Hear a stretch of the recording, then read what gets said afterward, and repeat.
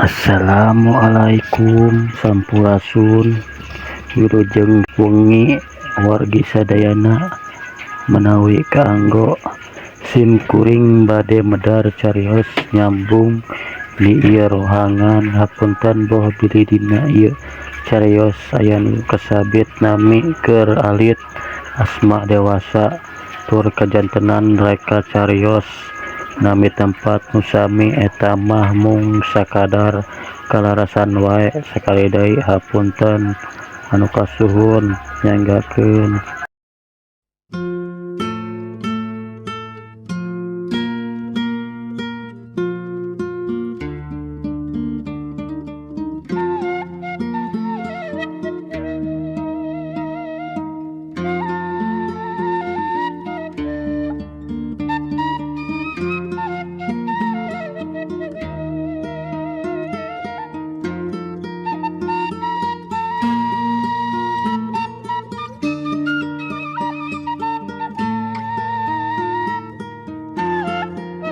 Kirawan cirep-repan suci guragiru leumpang gancang bari ngakod adina.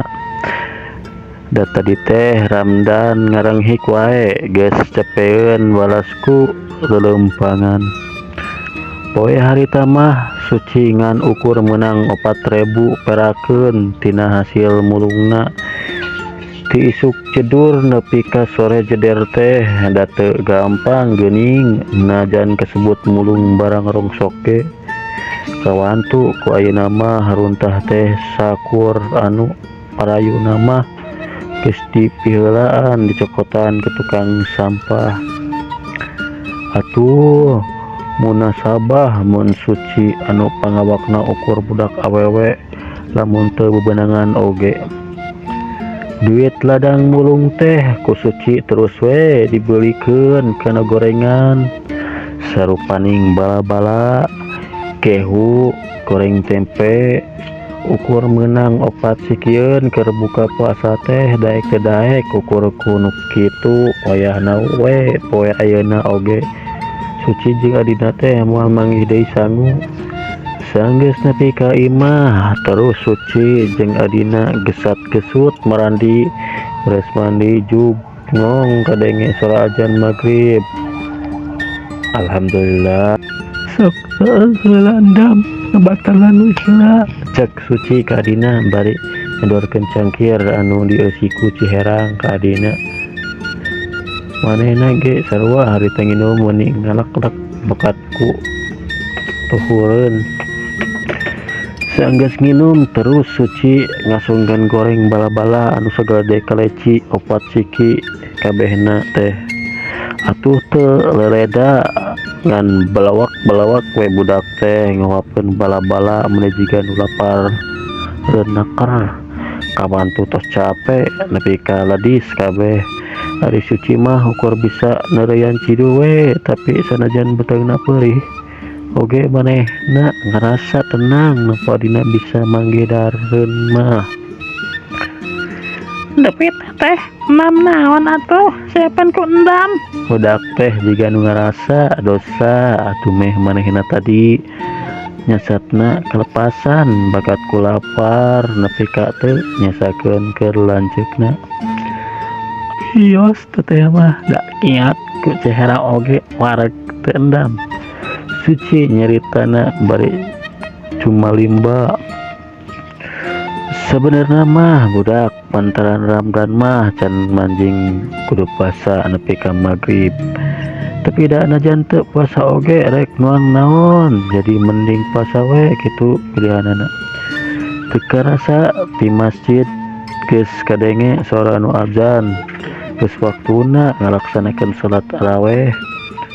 Atuh teu lereda terus we suci teh harindit jeung adina rek ngalaksanakeun salat tarawih.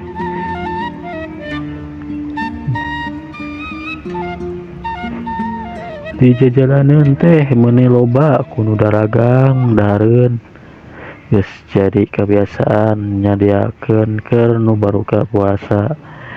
Barudak nu sejen mah samemehkeun sangu teh sok jarajan heula meuni napuk pating gerawak meuni teu puguh dengekeuneun.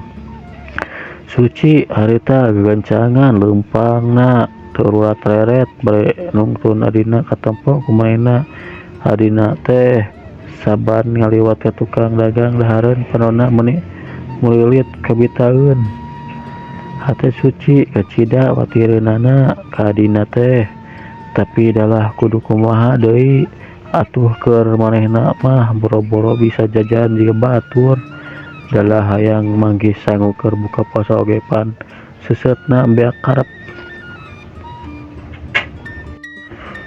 Lembur Bojong Loa teh kasebut pasisian jauh ti kota. Lemburna anu leutik ukur aya sababaraha imah moal leuwih ti 10 imah mah. Tapi sanajan ayana di pasisian kahirupanana geus niru-niru urang kota. Utamana dinu masalah kepedulian nana ka kepada tetangga. Hampir geus eueuh estu aing-aingan teu aya rasa hayang mirosea taya perhatian ka lingkungan sabudeureunana. Nepi ka tetangga anu deukeut imah oge geus hampir teu wauh estu sibuk ku kasibukanana sewang-sewangan. Tah kitu gambaran kaayaan lembur suci. Jadi pantes lamun kaayaan nasib suci anu geus sakitu prihatinna teh taya pisan anu nganyahokankeun taya anu mirosea jeung memang jiga anu teu harayang nyaho we deui. Eta oge ari di pihak pengurus lembur mah nyaeta Pak RT atau Pak RW sok sekali-kali mah mere bantuan ka suci jeung adina. Tapi date unggal poe malah lamun percaya mah tina setahun teh ngan ukur sababaraha kali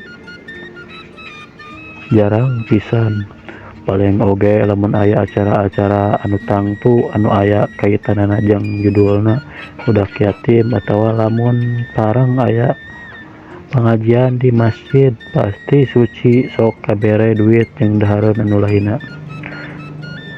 Dari urang lembur mah sebenarnya najantara perhatian ke tetangga-tetangga na oge ari kana ibadah mah laleket takar pangaosan.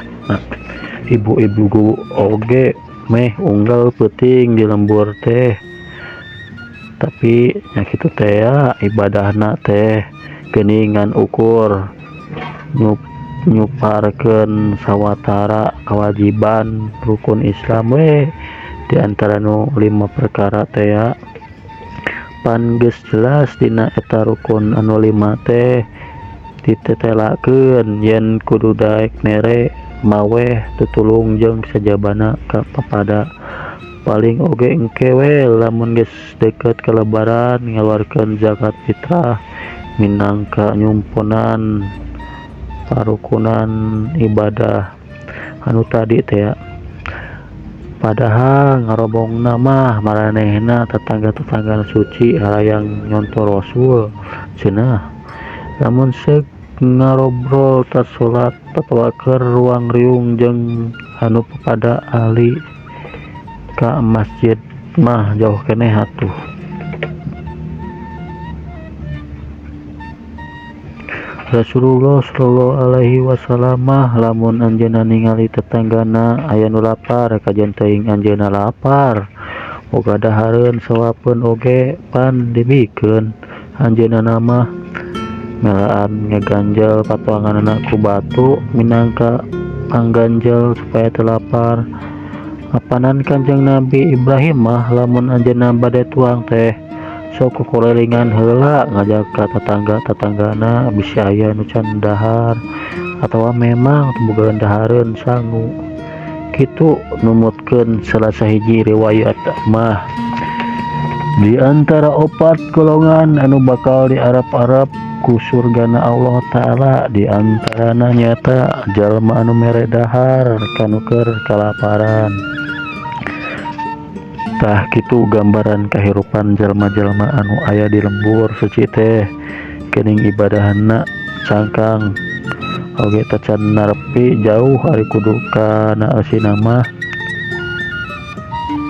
Wanci hadat moyan di lembur teh masih kena tiisen orang lembur bojong loa lolobana masih sare kene datar unduhun tos sahur meren jadi hal biasa orang dinyama lamun bulan puasa masuk jarang anu arindet kuli matak nepi kawanci dur lohor oge lembur teh tiisen we oke lamun geus bedug lohor kakarah harudang sarolat ke masjid turui beres sarolat masuk sare deui da ibadah sare oge di bulan puasa mah komo lamun teu sare mah ibadahna lebih afdol pisan benernya we harita mah suci teu mangkat mulung bete ku henteu tadi basa rek dihudangkeun isuk-isuk budak teh awakna meuni panas kawasna mah hareeng atuh suci oge teu tegaeun ari kudu ninggalkeun adina sorangan di imah mah coba dinya kaayaan gering mah komo deui asup kana paribasa katurug katutuh nasib suci jeung Ramdan teh keur neangan sabab sakopeun hoge sakitu paeh posona ditambah deui suci ayeuna kudu mikiran keur meuli obat keur adina ulah nganggap pira oge duit 1000 perak keur anu teu boga mah teu bisa dianggap babari Dam geura damang atau jang. Dam, geura damang atuh jang. Teteh jadi marojeng jahat teh. Ninggalkeunna oge. suci nyerita na di barungku ngalimba panona teup kena beungeut tadina anu keur ngalempreh jiga nu taya tangan pangawasa sejeroni ngahuleng teh suci mikir kumaha carana hayang meuli obat keur adina anda ari diantep wae jadi ubaran mah budak teh sok sieun kalah beuki parah geuringna akhirna suci gilig grek barang siar deui kawahing hate nu ngahelas nempo adina anu ti subuh keneh can hudang-hudang jeung taya tanda-tanda kanu cager Dam, ayahna aku teteh ditinggalkeun heula sekedap kasep. Doakeun teteh cingkenging milik kanggo peser obat sareng tuangeun keur endam. Kitu teh bare nyium tarang Ramdan anu masih keneh ngalempereh keneh wae geus kitu mah leos we suci teh ngaleos turun ti imah bari mawa hate nu marojeng ja teu paruguh hate leutikna mah teu tega ninggalkeun adina sorangan bari dina kaayaan keur garing ocapkeun suci geus aya di tempat anu biasa manehna sok mulung kasampak teh muni lalening pisan boh di tempat-tempat sampah anu biasa aya di si jalan boh dina tong-tong sampah anu aya di hareupeun imah-imah warga kitu mah pantes dari bulan puasa mah teu pati loba pulungeun juga warung anu sok ngajualan minumanna oge panarutup jadi cangkang-cangkang plastik anu sok biasa pabulatak teh eueuhan pisan paling oge ukur aya hiji jieun ulet barang dahar keur janari tadi